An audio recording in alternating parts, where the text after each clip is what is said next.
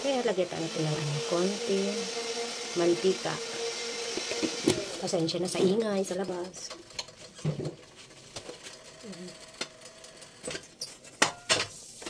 Magluto po tayo ng pang-ulam natin. Ito lang ang kakayanan ng ating budget. Ayan, mainit na. Lagyan natin yung ang sarap dito is bawang lang.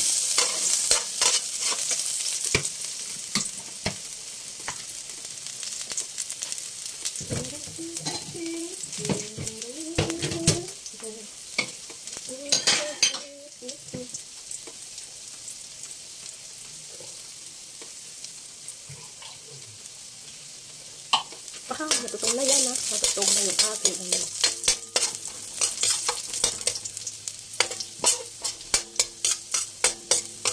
bawang lang siya.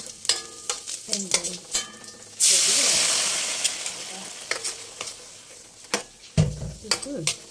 bango.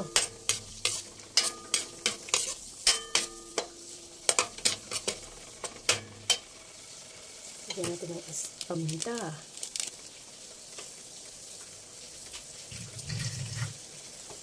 And lagyan natin ng konting asin.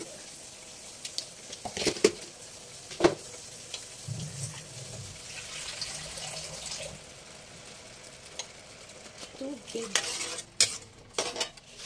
Hintayin lang natin kumulo. Kumukulo na po siya. Ilagay na natin yung miswa. Yan, masarap to. Pananghalian. Yun. Hintayin lang natin maluto.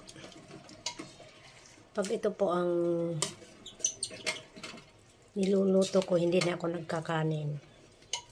Sarap to.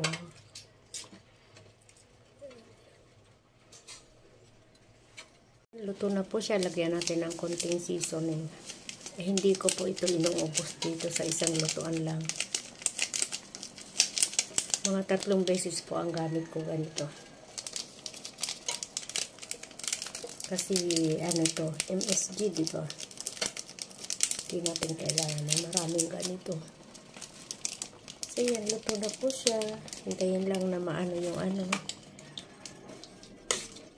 Diba, oh, wala na yung sabaw.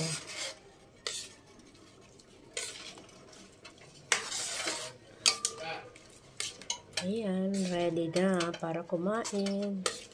Sarap. Ito lang ang ano ko, isang mangkok lang ng ganito. Okay na sa akin. Masarap nito kapag may pandesal. Try nyo kumain ng ganito. Tapos mainit pa siya, tapos may pandesal. Nako, sarap.